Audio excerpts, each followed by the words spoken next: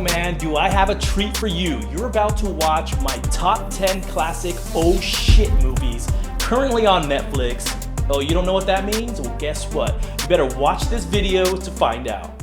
Netflix reviews, quiet on the set. Action. Netflix is king of content.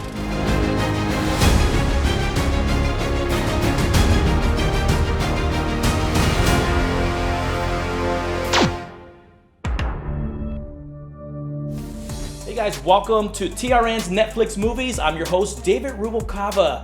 Please make sure to subscribe to our channel if you enjoy these reviews, and we'll get started. So, have you ever walked by your TV and one of those classic movies that you love are on? So what do? You say, oh shit, and then you stop, you sit down. Doesn't matter what you had planned for the day. You're gonna sit down and watch that movie. So guess what? I was actually going through Netflix, just kind of seeing what's going on this month, and I came up with the top 10 oh shit movies that you just have to see. Now these are based purely on what I enjoy, and these are the movies that I currently just have to stop whatever I'm doing and check them out. You're welcome. And we're gonna name this officially the oh shit genre. Number 10, Inglourious Bastards, starring Brad Pitt, let's kill some Nazis, and directed by Quentin Tarantino. World War II movie. A Jewish cinema owner in occupied Paris is forced to host a Nazi premiere, which a group of American soldiers called the Bastards plan to face off. Killing Nazis. If you've never watched this, man, and you were a Tarantino fanatic, you're missing out, man. This flick, you'll enjoy this film. The first time I watched this, I was like, what the hell am I watching? But it's a classic. Enjoy. Sound good? Yes, sir! Number 9, The Tudors, starring Jonathan Rhys Meyer. The Tudors is a historical fiction television series set primarily in the 16th century England. Created and written by Michael Hurst, produced for the cable television channel Showtime. This drama focuses on the early years of King Henry VIII's nearly 40-year reign of England. Lots of drama. I think you'll enjoy it. Check it out. For England! And for St. George! Number 8, The Last Samurai.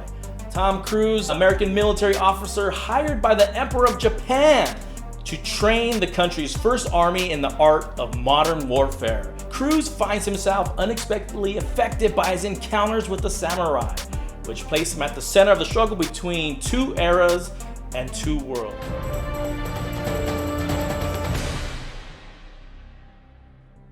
Man, I am a sucker for redemption movies. I don't know what it is, but this Last Samurai, man, was just not only visually stunning, powerful movie, great story.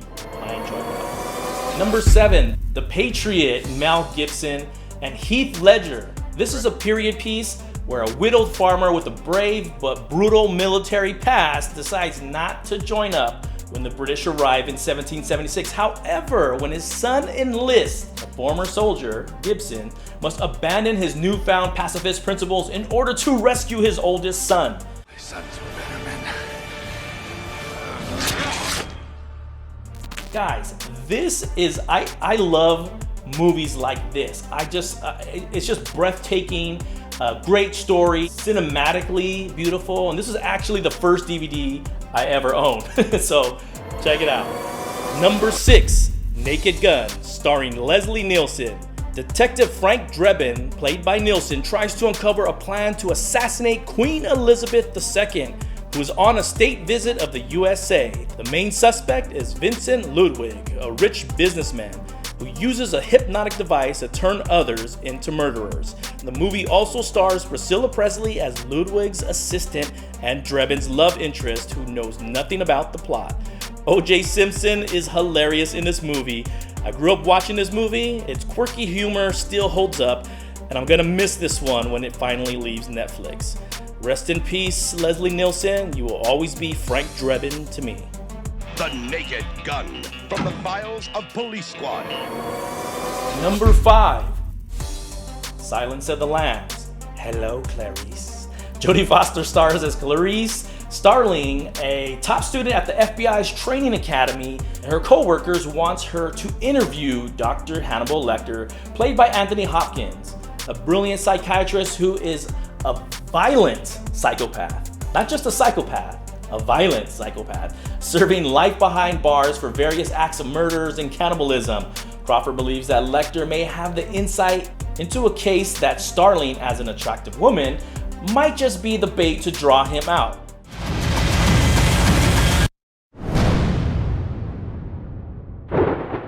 This movie has a 96% rating on Rotten Tomatoes. Some of the best performances we've seen from Anthony Hopkins, Jodie Foster, and the rest of the cast. This thriller will keep you on edge. Number 4, Bad Boys. Bad Boys is a 1995 American action comedy film directed by Michael Bay. Martin Lawrence and Will Smith as two Miami narcotics detectives. These two hip detectives protect a witness to a murder while investigating a case of stolen heroin from the evidence storage room from their police precinct. What I love about this movie is they're like bickering old couple who get on each other's nerves, but their friendship is fierce and unstoppable. A must-see movie. This movie spawned the Bad Boy film series, which include 2 sequels, Bad Boys 2 and Bad Boys for Life, released earlier this year in 2020. Number 3, Delirious, Eddie Murphy. What do I have to say? I don't have to say anything, man. Just go watch this. But anyways, an iconic stand-up comedy routine for the ages. Wearing that classic red leather suit, originally aired in 1983 on HBO. This is Eddie Murphy at his finest. Don't get me wrong, I like him in The Nutty Professor and Beverly Hills Cop and things like that. But there is something about watching a comic on stage early in their career that is edgy, raw, and of course, hilarious. This one you have to see or just watch it again. My ice cream, but wanna lick? Psych, you want some ice cream? Number 2, the original Karate Kid. Karate Kid is a 1984 American martial arts drama film and is the first installment of the Karate Kid franchise. Karate Kid stars Ralph Macchio, Pat Morita, and Elizabeth Shue. The Karate Kid follows Daniel LaRusso, a teenager taught karate by his apartment maintenance guy, Mr. Miyagi, to help defend himself and compete in a tournament against his bullies, also known as Cobra Kai. One of which is Johnny Lawrence, the ex-boyfriend of his love interest, Allie Mills. This is an all-time classic and one of my favorite movies. If I only had 2 movies on a desert island, this would be one of them. Great story, amazing friendships, and all-around underdog story. This movie would also become the springboard for the Cobra Kai series. The Karate Kid saga continues.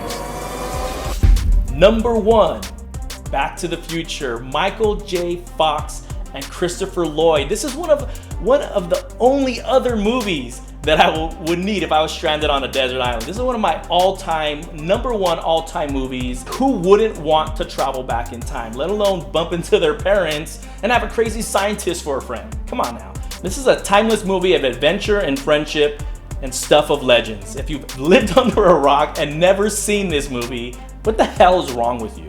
Just kidding. Not kidding. I always wanted a DeLorean. Badass cars.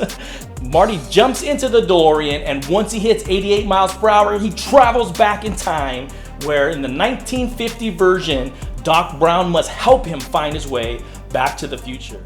This is the ultimate oh shit movie for me. I don't care what's going on. I don't care if we're going out to a party or something, you know, some birthday party for the kid. I don't care. I'm gonna stop what I'm doing. I'm gonna watch this.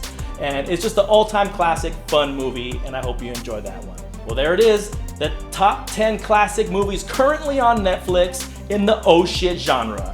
Don't forget to subscribe and hit that bell and let me know which one of these movies is your all-time favorite oh shit movie. Until next time, I'm out of time and I'm out of here. See you later.